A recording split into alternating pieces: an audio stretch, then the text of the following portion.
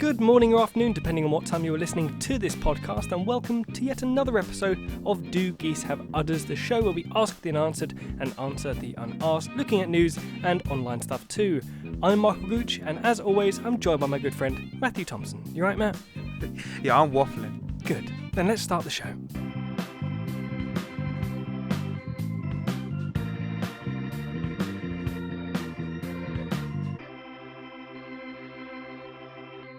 Michael, Matthew! have I ever told you my Jawbreaker story? Quite possibly not, so let's find out. So, Is this you breaking jaw, or is this that, like, the sweet the sweet, Jawbreaker thing? the big Okay. sweet, so the big one. Yeah. About this big. For the viewers, it's about the size of a mug. It's about the size of a gobstopper. It's a little bit bigger than a tennis ball. Or is it a lot bigger than a tennis ball. ball? Ah, Probably a bowling ball. Again, size of a mug, circular. Okay, yeah. Yeah. And Joe, when I was in Wales on holiday when I was a kid, Yeah, we used to go. God, he's always in Wales, this kid. We used to go to the sweet shop called Yum Yum. Yes, because you mentioned, I think, at the maybe at the beginning of last series or halfway through it, you mentioned going to a place called Yum Yum and queuing for ages to get your sweets. Amazing sweet shop. Charlie and the Chocolate Factory. It's like the only good thing in Wales. Apart from some, let me work on the that. fish and chip shops there. Yeah, a massive gobstopper, blah blah blah. Yep. And we were trying to get into the middle, trying to hit it with a hammer, didn't work. I was gonna say, you say we. I was picturing like you both like on either side of it, just like licking it, just like a race to try and get to the middle. Licking Like it, trying to get like in. a weird version of Lady and the Tramp. No, we didn't do that. The hammer didn't work for some reason. I guess it's because we used a wooden mallet. I guess that's why it didn't work. Maybe. So we went to the third floor story window. Had two people on guard on the concrete road. Right. And then you would throw it all your might outside the window, and it would break into like a nice chunks. And it's hit the floor though. Yeah, but you're a kid and you don't care. And it's dry, and so you'd go out and collect all your Jawbreaker. Your winnings, yeah. Yeah, your winnings, and then put it together, and you'd get this teeny weeny ball in the middle that you would like suck on until you just choke on it, and you'd have to get someone to slap it out. Yeah. Oh, have you got your Jawbreaker to the middle? Or gave it away. Yeah, but yeah, it was loads of fun. Just having like shards of Jawbreaker that could definitely cut your tongue open. Is this your Jawbreaker story? Yeah, that was it.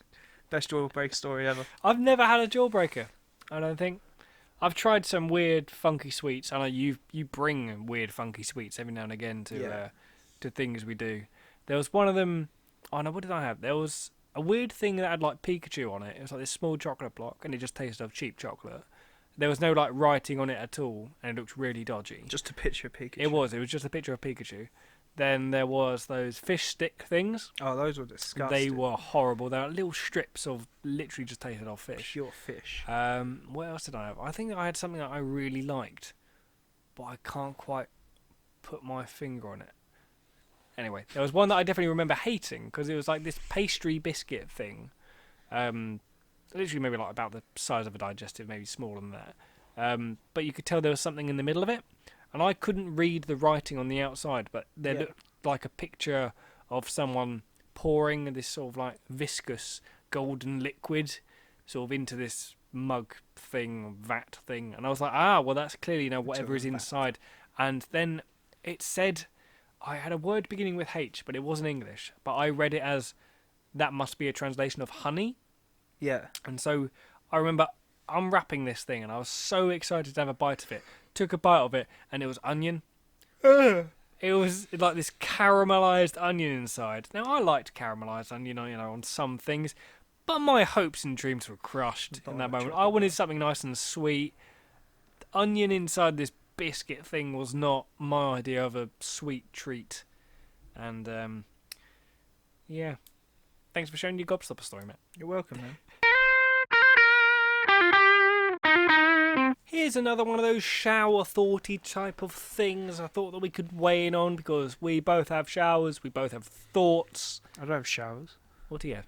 Do you just go and stand out in the pouring rain or something? Or? I use an air fryer. That's how I clean myself nowadays. I'm that rich. Oh, God. Right. Well, this is one of the greatest shower thought ones I think I've found so far because it's quite philosophical in a way, I guess.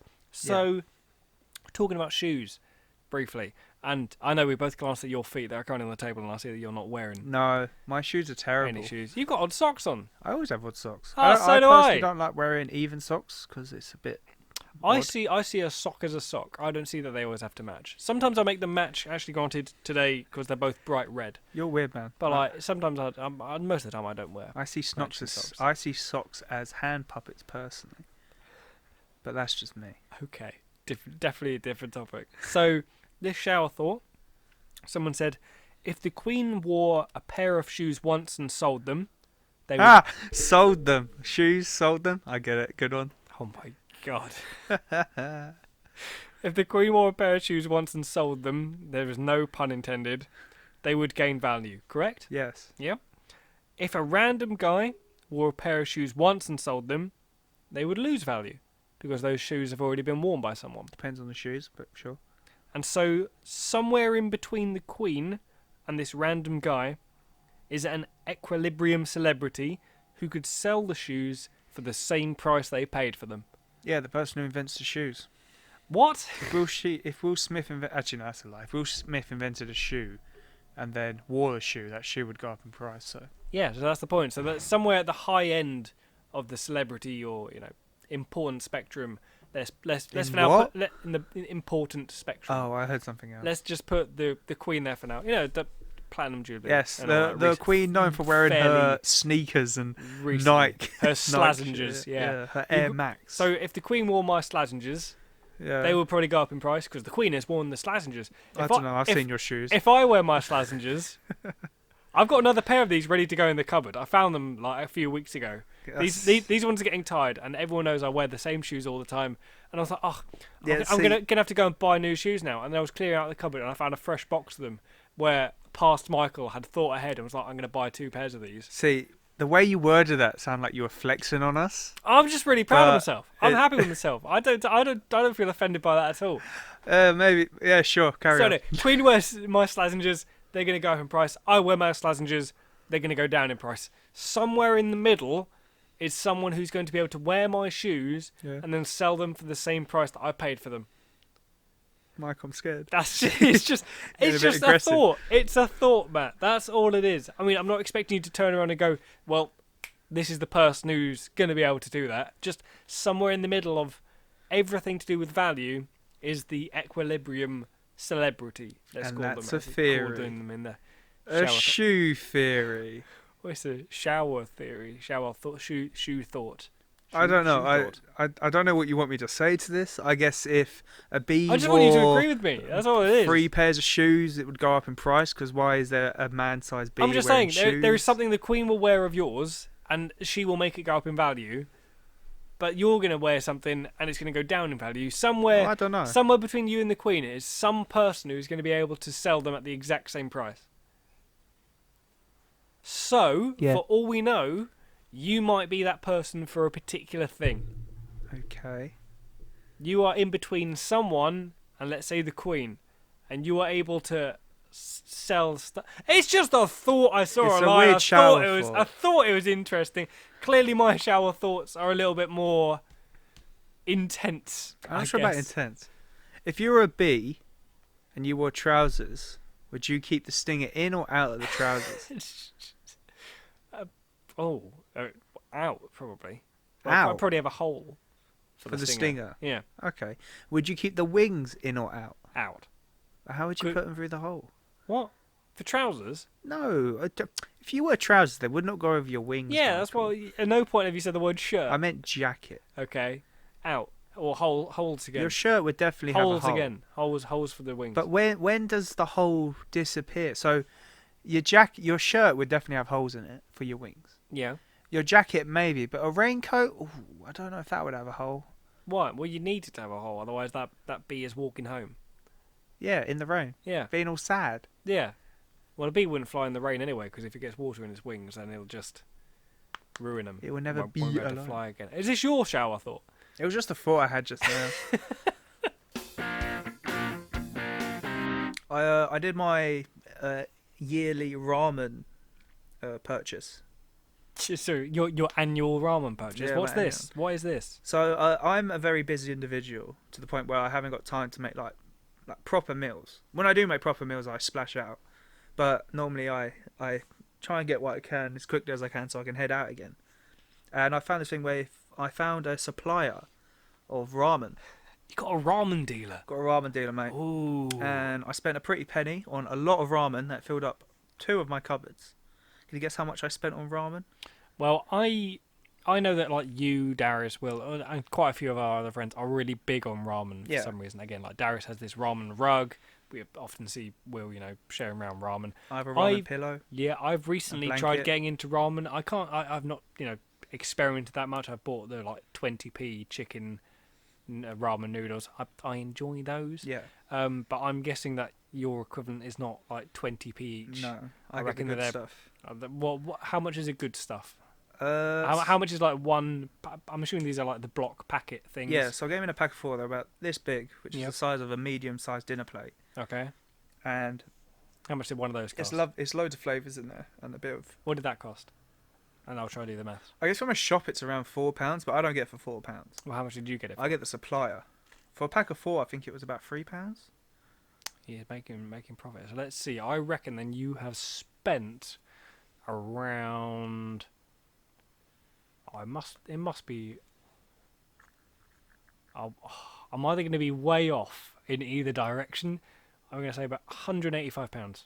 Oh, you're close. Am I? Yeah. Oh, that makes me so proud. Higher or lower? Lower. Ah, see, I would have actually gone higher. About £160. Yeah, about 160 between 180, I'd say, on ramen I'm good. and chopsticks and all the other stuff from that place. Why do you need that many? Oh, what were you say? Okay, so this is an annual buy, is it? It lasts me like a year, all that food. I don't just eat But ramen you, for the you have record. 2 cupboards just like in my room. dedicated Yeah, to instead of ramen. putting clothes in there, I just have a ramen.